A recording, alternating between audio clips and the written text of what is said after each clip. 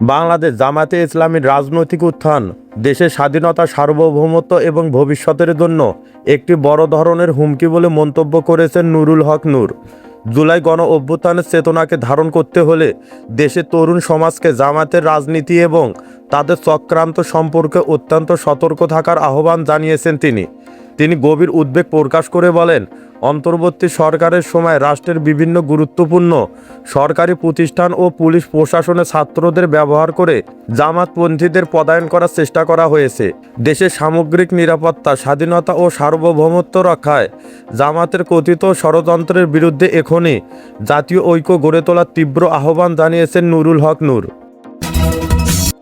আসন্ন স্থানীয় সরকার নির্বাচনকে সামনে রেখে নতুন কৌশলে এগোচ্ছে বাংলাদেশ জামায়াতে ইসলামী। দলটি এবার বিভিন্ন সিটি কর্পোরেশন নির্বাচনে তরুণ, পরিচ্ছন্ন ভাবমূর্তি এবং সাংগঠনিক সক্রিয় নেতাদের প্রার্থী করে ভোটারদের কাছে নতুন চমক দেখাতে চান। বিশেষ করে ২৪শে ছাত্র আন্দোলনে নেতৃত্ব দেওয়া তরুণ এবং ইসলামী ছাত্র শিবিরের সাবেক নেতাদের মেয়র ও কাউন্সিল পদে প্রার্থী করার বিষয়ে বেশি গুরুত্ব দেওয়া হচ্ছে। সম্ভাব্য প্রার্থীদের একটি তালিকা ইতিমধ্যে চূড়ান্ত করা হয়েছে এবং প্রচারণায় আধুনিক প্রযুক্তি ব্যবহারের পরিকল্পনা নেওয়া হয়েছে।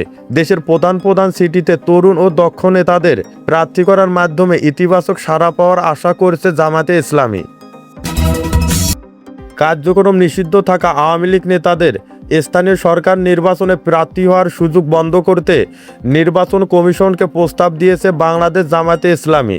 দলটির পক্ষ থেকে সম্প্রতি ইসির জ্যেষ্ঠ সচিবের কাছে পাঠানো এক চিঠিতে এই দাবি জানানো হয়। জামাত প্রস্তাব করেছে, গভর্নমেন্ট কর্তৃক নির্ধারিত কোনো দলের সক্রিয় নেতাকর্মীকে স্থানীয় সরকারের সব ধরনের নির্বাচনে অংশগ্রহণের অযোগ্য ঘোষণা করার বিধান যুক্ত করা হোক। এ বিষয়ে জামাতের প্রচার সম্পাদক এহসানুল মাহবুব জুবাইর বলেন, নিষিদ্ধ কোনো দলের নেতাদের স্থানীয় নির্বাচনে অংশগ্রহণের সুযোগ থাকা উচিত নয়। এই প্রস্তাবগুলো দ্রুত বিবেচনা করার জন্য নির্বাচন কমিশনারের কাছে জোর আহ্বান জানিয়েছে জামায়াতে ইসলামী। দেশের সীমান্তবর্তী এলাকায় যে কোনো ধরনের অপরাধ রোধে বর্ডার গার্ড বাংলাদেশকে সর্বোচ্চ সতর্ক থাকার নির্দেশ দিয়েছে স্বরাষ্ট্রমন্ত্রী। পিলখানায় বিজিবির সদর দপ্তর পরিদর্শনকালে এক মতবিনিময় সভায় এই গুরুত্বপূর্ণ নির্দেশনা প্রদান করেন। স্বরাষ্ট্রমন্ত্রী সীমান্তে সর্বোচ্চ নিরাপত্তা বজায় রেখে অবৈধ অনুপ্রবেশ, পুশিন, মাদক এবং অস্ত্র চোরাচালান এবং মানব পাচার প্রতিরোধে বিজিবিকে আরও কঠোর ও কার্যকর ভূমিকা পালনের নির্দেশ দেন। একই সঙ্গে বাহিনীর শৃঙ্খলা এবং চেইন অফ কমান্ড বজায় রেখে পেশাদার আচরণের উপর গুরুত্ব আরোপ করেন তিনি।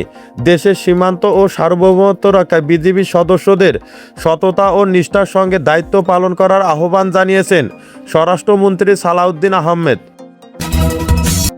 জুলাই গণ অভ্যুত্থানের সময় সংঘটিত মানবতা বিরোধী অপরাধের মামলায় মৃত্যুদণ্ডপ্রাপ্ত সাবেক স্বরাষ্ট্রমন্ত্রী আসাদুজ্জামান খান কামালকে প্রত্যাবর্তনের জন্য ভারত সরকারের কাছে আনুষ্ঠানিকভাবে চিঠি পাঠিয়েছে বাংলাদেশ। পররাষ্ট্র মন্ত্রণালয়ের মাধ্যমে নয়াদিল্লিকে এই অনুরোধপত্র পাঠানো হয়েছে বলে নিশ্চিত করেছে আন্তর্জাতিক অপরাধ ট্রাইব্যুনালের একটি বিশ্বস্ত সূত্র।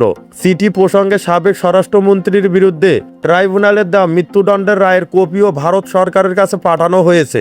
জুলাই আগস্ট গণ অভ্যুত্থানে হত্যা ও মানবতা বিরোধী অপরাধের অভিযোগে দোষী সাব্যস্ত করে গত বছরের 17 নভেম্বর আসাদুজ্জামান খান কামালকে মৃত্যুদণ্ড দেন আদালত। তাকে দ্রুত দেশে ফিরিয়ে এনে আদালতের রায় কার্যকর করার লক্ষ্যে জোর কূটনৈতিক তৎপরতা শুরু করেছে বাংলাদেশ সরকার। সচিব পদমর্যাদায় প্রধানমন্ত্রী তারেক রহমানের সহকারী পদে চুক্তিভিত্তিক নিয়োগ পেয়েছেন বিএনপি নেতা রাশেদ খান।